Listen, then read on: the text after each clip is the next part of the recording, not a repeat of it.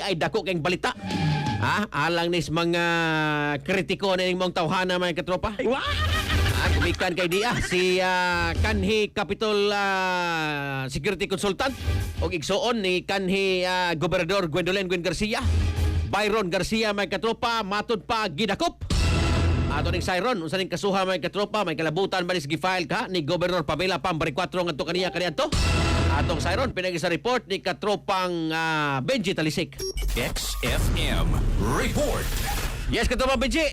Yes, may gabi katapag Gregi at ganoon tayo kini mo kapag nakop kag the uplockers o katong mas nilang kanamata pa yung sayang vlog na magiging na mga uplockers. Si Byron Garcia ang nila o ka-respect the vlogger naman ang show ni former Cebu Provincial Governor Pedro Garcia nilakop karong hapon pasado nas karong tag nas hapon dito sa kaniniang parang kaning Peaceport o tali si Peaceport karong sa Barangay San Roque lingatog Dakben sa Usalisay agri pagkadakop kang Pedro Garcia kini presidente sa pagkinig joint president siya sa Provincial Intelligence Unit PIU sa Cebu Provincial Police Office nagipasab ang Talisay City Police Station sa pagpapagawa ni Police Lieutenant Colonel Joseph Carlet ang chief sa PIO o Police Lieutenant Colonel Humubuno sayon ang hepe sa Talisay Police Station si Garcia napagkita og 66 anyos nga atag nga Corona del Mar sa Division Barangay Puok sa Dakben sa Lisay ang kini iyang kaso kadabang katawag gialang sa mga mga sugid nga pinagawa sa headshot mga kapatid si Garcia doon ay kaso nga dalutsunod kaso sa atin ni kalapas si katapagagi sa kaniniang kuan kaniniang tagisubay yung kaso violation o kani 3 counts o tulog ka kaso o tulog ka ihap sa kalapasan sa Section 12 of Republic Act number 11313 o Safe Spaces Act gender-based sexual harassment.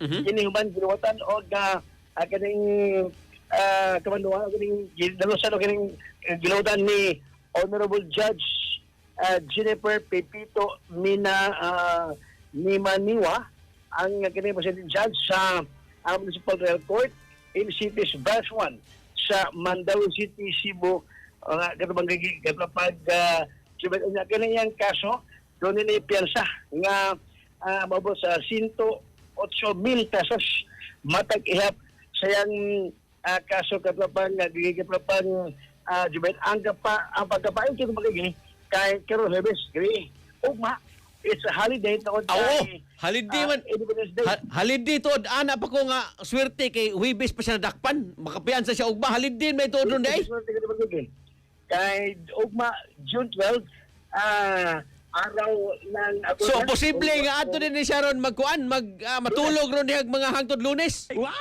Sabi nila kay Sabado way trabaho. Okay. Domingo way trabaho kay weekend. So probably ang iyang sakto na ni ana pa ko ganina pag-ingon nga naswertian gyud kay gikuha siya Huwebes ugma makapiyansa pa siya Biyernes holiday na ugma ni tuod. Yes, no, maragawa sa imong punto pero medyo na ko kagamay murag ka na medyo wa ka magkasunod o magka-update ka may sa date ron. Kani mo video ba? Karon ni video ha kaning gi-play ron? Atong kwan, ate banung ang kwan ang atong eksklusibo nga pamayag ni kanang Byron Garcia ato sa pamutana sa XFM Cebu katapang gigibay. Sige kana.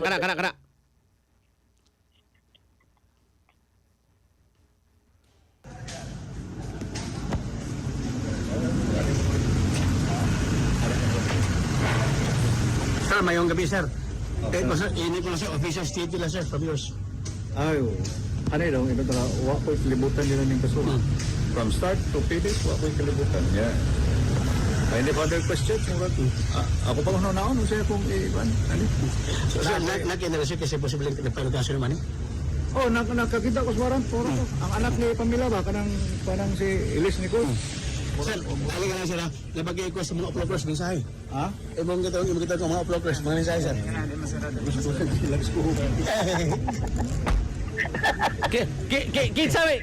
Kinsa may kiha niya ni? Kinsa may kiha niya? So, babang pa niya katubang gigi, kaya nagabasa ka sa suwaran, tumaras, So matubad niya ayang gitumbog na napasakag kaso kaniya ang anak ni kanang incumbent governor pamilya balik ko karon magiging Anak, so, si Kwan, si Dr. Nick Catalan? yeah, ako di ko sino sa anak ni Gov pa pero kung yung anak ko sa wala. Nganong naingon man siya nga wa siya masayod. So wa siya kabaw nga doon na siya kaso sa korte. Ay nya mo nang gilusan siya gwaran. No, ano sa kebo sa ang yan po ang nipasakit kaso kaniya ang anak ni Gov pa pero magiging. Okay, pero nakurat siya kakalabot ani nga ginadulot siya gwaran tron.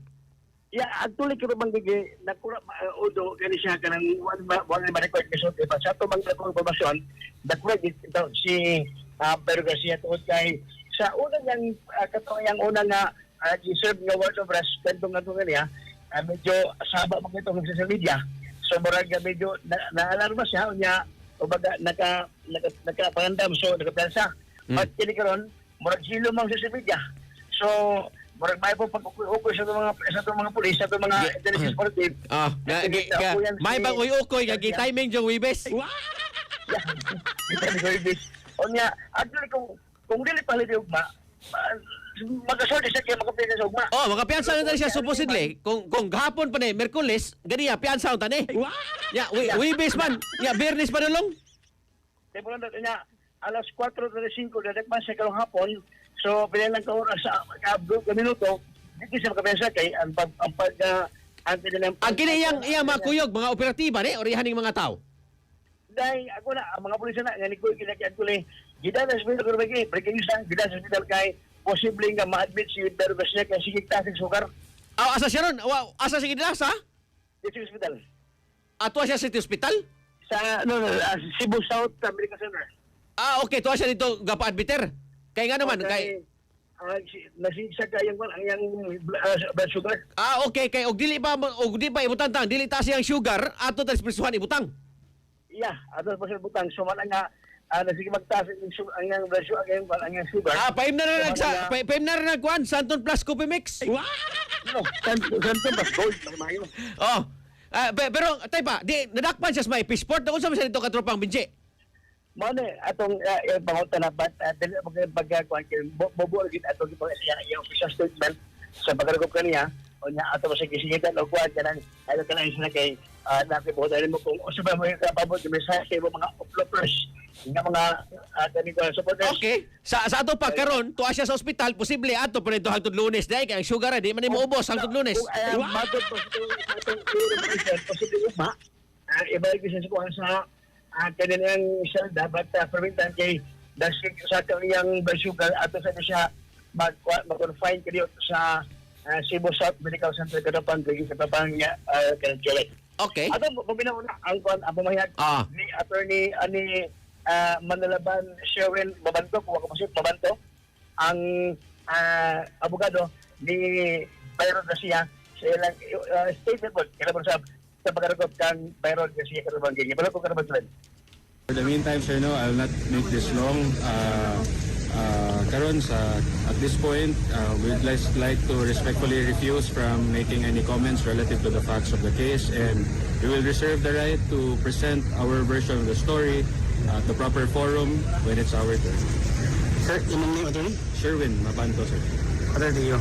Ang galing mo o brief advice na pagkatubad no ni Attorney Sherwin Mabanto, ang abogado ni Pero Garcia, ngayon na sa pagkarakop sa ganimong second manager o the ni former Cebu Provincial Governor Wendolyn Garcia Katapang Gregi. Okay. Bala to exclusive komita, report sa patrol at ginuntan kay from Kadlawon to gabi nga balita. Kaming Katapang Shanri Renovado kay naka-inom ko nunay sa Santon Samot na mabisita sa mga barangay. Santon Plus Gold Coffee Mix. Murag kakaling sa Santon Plus Gold Coffee Mix. Murag mo nang giinom kay murag iba may kapuyon. Kana. On board sa patrol, tabalik ka ng John Redobrado alang sa Iglesia Pilipino para sa Pilipinas.